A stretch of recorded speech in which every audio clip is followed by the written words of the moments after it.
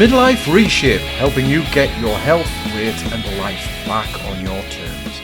Hi there, welcome to the show. Now it's January and you might be feeling a little bit unclear and distracted already. And that's okay, because I want to share a message with you. If in doubt, go sprout. I'm not here to add to the stresses and strains by saying you should be doing X, Y, Z, trying hard and grinding yourself into the ground.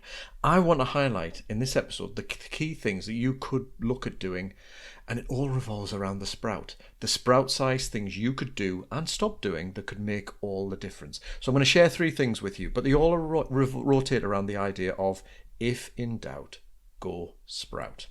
Now, before we jump in, can I make a small sprout-sized but cabbage effect ask?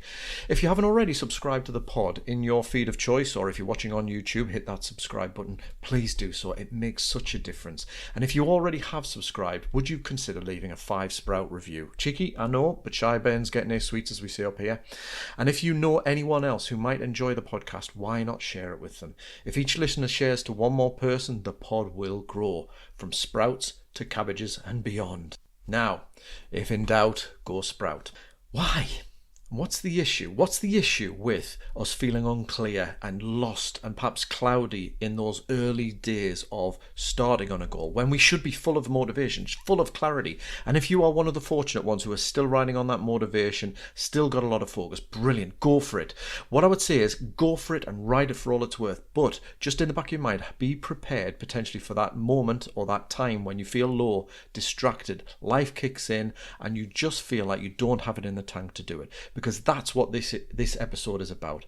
And it may be, and what I tend to find, particularly with the new year, is that it happens sooner than we would like to admit. And that's often because, over the Christmas period, as I've said before, we have this motivation to change things for this new year, to have a fresh start. And a psychological fresh start has a real benefit to us in so many ways. The trouble is, we start like that, but life can often have other plans, especially in the new year. We kind of work grinds up, the pressures come back in, and we start to feel a bit wobbly or cloudy about what we really want to achieve and how to do it, more importantly. And this is where I think our so-called New Year's resolution or intentions can stand or fall.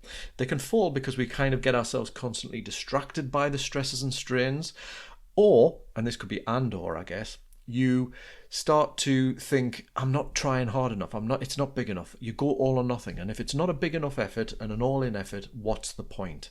And that's what I want to really tackle. And I've spoken loads about it over past episodes, but I think it's particularly relevant at this time of year. What I want to do is try to reframe that all or nothing and stop you, or encourage you to stop falling into that classic trap of if you're not working hard, if you're not trying hard, it's not worth it. Because here's the truth. You don't have to do it all, and certainly not all right now. There is no race. Okay, so you might have committed to a deadline, like a date for doing the Great North Run like me, but don't lose sight of the fact that that probably is a target that you've set in order to help you with a bigger goal. So for me, running the Great North Run sub 2 hour is a great goal, but it's not the point. The point is to continue my fitness journey, lose that little bit of final weight, and continue to improve my health as I age. The point is not the Great North Run. And that's where, for me and for many people I work with, sometimes having a deadline, on one hand it can be motivational, on another it could actually be undermining the motivation and that sense of I can. Because that pressure, that fear, or even as the time starts to evaporate, we start to get panicky and we start to think that in that all or nothing way of, what's the point? I'm never going to do it for that time. We don't necessarily say I'm going to give up, but we kind of just fall off the track. We go off track and we kind of drift back to those default habits. And this is the thing. So what I want to do is kind of come back to you and remind you of any deadlines or any goals that you've set are great, so long as they are working for you and motivational. If they're undermining you, remember, they are not the point. Now, don't get me wrong. If you've just said, stuff it, Dave, I do want to do the North Run just for the sake of it, fine. I'm not going to argue with that. I think that's a great goal. Go for it. But what I'm talking about, as I do a lot in the Midlife Reshape, is how do these shorter term goals fit into your bigger picture, your direction of travel for your life? And that's where we can often confuse the goal, the short-term goal, with being the point and being the all or nothing. So a reminder again is you don't have to do it all, and certainly not right now. So as I say, really, don't go for the target and miss the point. There is no hard deadline, and as I said, that can be counterproductive. So, what I want to do is kind of come back to where you are now. If you're feeling, the ground's wobbly, you're a bit unclear, it's that if in doubt, go sprout. And what do I mean? I mean that actually come back to the sprout-sized actions. Come back to the small things that you can repeat daily or every other day for two reasons. And I'll clarify a little bit of how to work out what those sprouts are shortly. But two reasons. One, because coming back to the sprout can take off the pressure of feeling so far away from your goal, feeling the time pressure, feeling like you've got so much to do in order to achieve the goal. And that in itself can be really self-defeating. So taking that pressure off can really help. And the other thing is, by focusing on less, you are allowing yourself to at least have capacity to deal with the rest of your life, which is kicked back in, the demands, etc. It's really important that we don't underestimate the power of the day-to-day demands, stresses and strains of life, because they do take over a lot of our bandwidth. So when they do, let's get real about it. Let's get real and just understand that we will achieve the goal. Whatever the goal, this could be a professional goal, a career goal, a lifestyle goal, it could be a health or weight loss goal, it could be anything. But in order to achieve it, we've got to get our heads around the idea that we're in it for the long run, and any improvement in the direction of travel is a great improvement. There will be times when you can sprint, but we're looking at how do we set a consistent pace now that is slower and more sustainable. So what I want to do is I want to give you a question and then 3 tips really today, 3 things that you could think about. So if you are unclear and lost and you don't know what the next thing to do is, then the next thing to do is spend 5 to 10 minutes thinking about the things I'm just going to share with you now. That is your sprout-sized action, if you like. That's your sprout-sized homework. So the first thing is the question. And often the answer is obvious, but it still needs to be asked. And the question is, am I clear right now about what I am trying to achieve? Now, that might sound, well, obviously not, Dave, that's why I'm listening to this podcast, but it's important to just clarify that, because therein lies the direction and the clue. If you're not clear, it's not that you are weak, lacking morale, motivation, strength, determination. It's that you're not clear. So that is where we start. What I want to do is give you 3 things. 3 things to do. The first thing is identify one thing to stop doing, or put down, or put off. What is there one thing that you could just validly put off or put down or stop or say no to? And that is, ironically, it may feel like, well, I'm not doing anything positive towards my goal, but actually it's about making space for the action towards your goal. And chances are, particularly when January ramps up, you've already started to have things pile onto your plate, stuff to do, and you can often get into that automatic pilot of your default behaviors. So what you really need to do right now is just take a moment to identify something you can stop doing, something you can put off for now. You can always come back to it. Jot it down in a to-do list, schedule it for next week, next month, whatever. Make sure it's not critical, do your risk assessments and all of that kind of stuff, but just identify something you can stop doing to create a little bit of space. I often say, and a friend of mine, David Wilkinson, who's a great coach, often talks about this to his clients, is start with what you can put down before you start with what you can pick up and do. And I think it's such a brilliant piece of advice. Next thing, take 5 minutes to remind yourself of your why. What is it that you really want to achieve? So for me, as I've said before, it's to be fitter at 66 than I was at 45, etc., etc. It's easy for me to forget and lose track of that in the day-to-day grind.